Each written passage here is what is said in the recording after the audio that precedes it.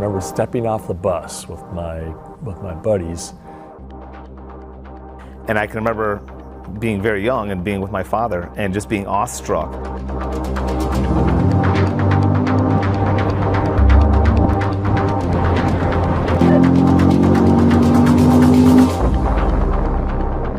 I looked around, here's this silver spaceship driving in. Among this whole sea of cars on the road, here was this thing coming down the road that just looked like nothing else. The one that sticks out in my head would have been the C4 Grand Sport. And it was a white C4 convertible. It was a C5 Corvette, bright yellow.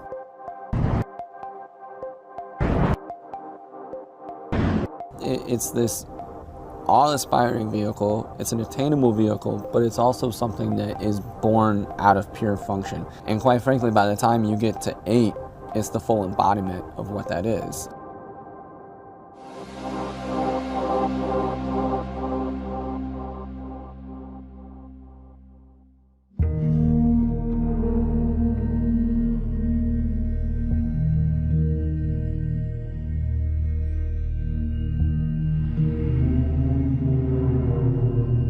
Over the course of my career, I've been involved with Corvette on one level or another, probably from my first day of becoming part of the Corvette team, all the way to the current 2020 Stingray.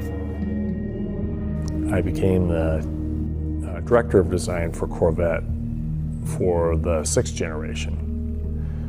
And during the development of each of those, there were probably a few significant key design elements.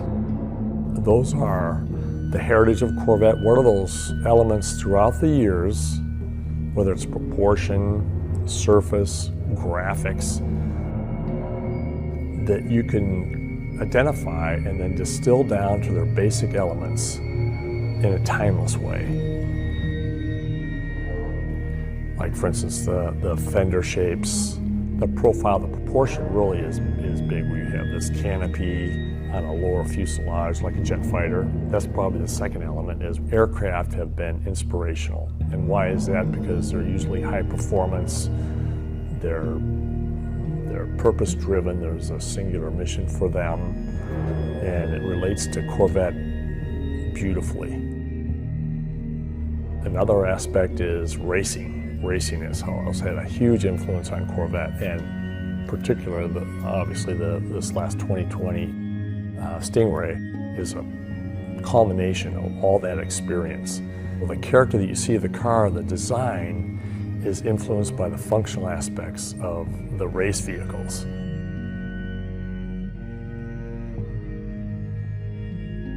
We kind of had that innate history of what's coming from, of the past 2 generations for sure, and now 3. My point is that you see this level of functioning continue grow and grow, and then you get back into the racing program at the same time then, and you see that where the track starts to become the inspiration for the regular man. And I think that's always been a beautiful part about Corvette, is that we're going to the track with this, we're doing our best to win. Obviously it's a shift in where we've placed a motor, but the reality is what caused that shift was what you saw grow from 4 to 5 to 6 to 7. We peaked out where we were at, and it was time to move on. And I remember clearly Tad Schechter, the chief engineer, saying, you know, we've optimized this platform as much as we possibly can. Now it's time to go to mid-engine.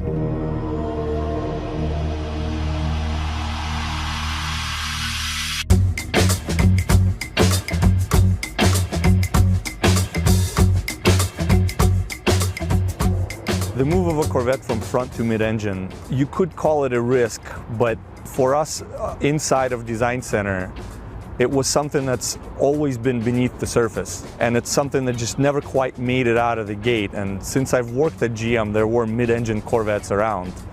For the past 60 years, since Zora Arkus Duntov was trying to make a mid-engine Corvette, there were many, many iterations. We've always researched and experimented and developed concepts around mid-engine proportion. So it's almost like no wine before it's time, because it has been tried for years. It'd probably be like in a 2011-ish time frame where we started talking about the mid-engine again. We started having meetings as to what we would do with the package, what would we need for content, and we started scripting what we would like the mid-engine car to do at that time. As a designer, you don't often get to work on something that's new essentially from ground up. And this car is new from ground up. We had 3 full-size models, clay models, with a different theme on each side.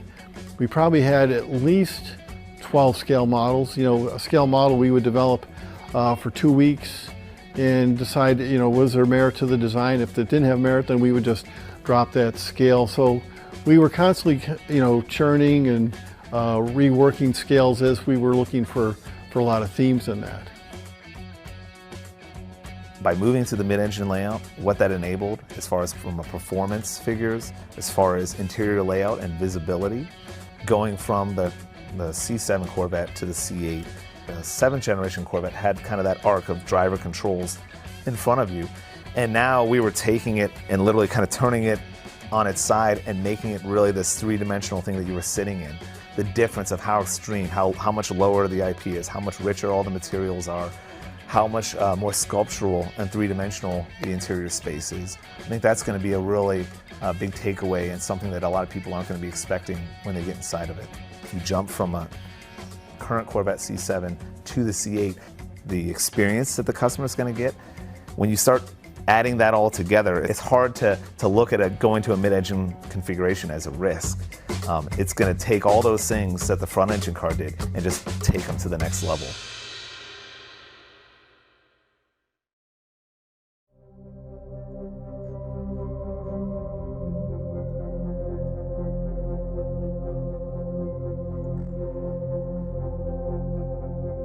So if I have to sum the whole thing up, I'm most proud that we were able to achieve everything that we set out to do. But what I actually think the greatest success was is that as you get in it and you use it, you don't really notice that you're doing something different. It feels intuitive. It feels like you're a part of the car. It feels like the right decision. It's delivering something that would usually be almost seen as something so exotic or unattainable. It makes it where this experience can be yours. It makes it to a much higher volume of people that can actually have something and get behind the wheel and drive something that's going to feel completely like forbidden fruit, right? It's like, oh, you would have never thought you could get a car like that.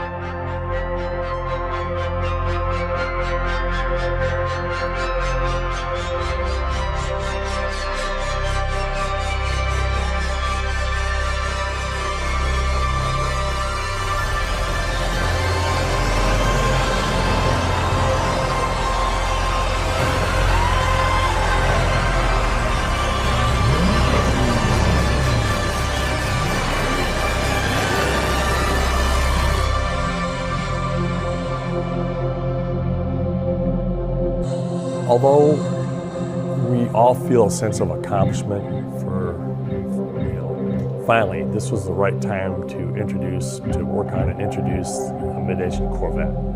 But I'm here to tell you that is just the tip of the iceberg. Just imagine where it can go from this point. This is just the beginning.